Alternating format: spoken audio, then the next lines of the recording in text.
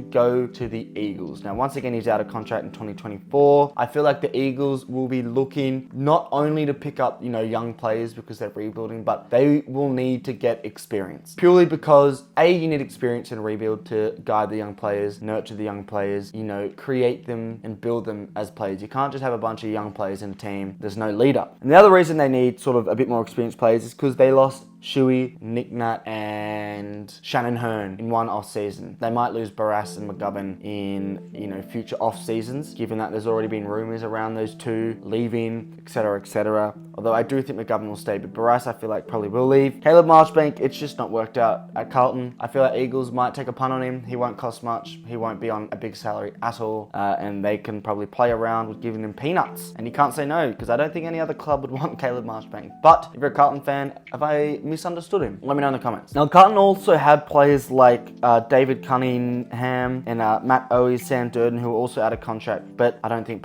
teams would want them. Collingwood is a really big one. They have quite a few players out of contract, and I feel like there is potential for players to leave, given that, generally speaking, when a side's at the top, their team is so strong that even really good players can't break into the squad. I mean, we're looking at a host of players in 2023 that couldn't break into the Collingwood team that are brilliant players, like Finley McRae. Now, Finley McRae is a non-free agent, but he does go out of contract in 2024, according to this. I don't think he's the one who's going to leave, given that Taylor Adams has departed to Sydney. I've got Josh Carmichael leaving, and I've got him going to Richmond. I feel like Richmond are crying out for forwards of any size. Small forwards we need, tall forwards we need, medium forwards we need. We need forwards, for fuck's sake. And this guy is really good. He is a non-free agent, so complications there. But I think just please bring him to Richmond, for fuck's sake. Quite interestingly, Oleg Markov is an unrestricted free agent, according to this. So is he going to leave? I'm not so sure. Will Hoskin-Elliott is one to look out for as well. As a restricted free agent, out of contract, he's done 8 years at Collingwood. Would he want a different opportunity somewhere else? Maybe. I could even see him going to a third state,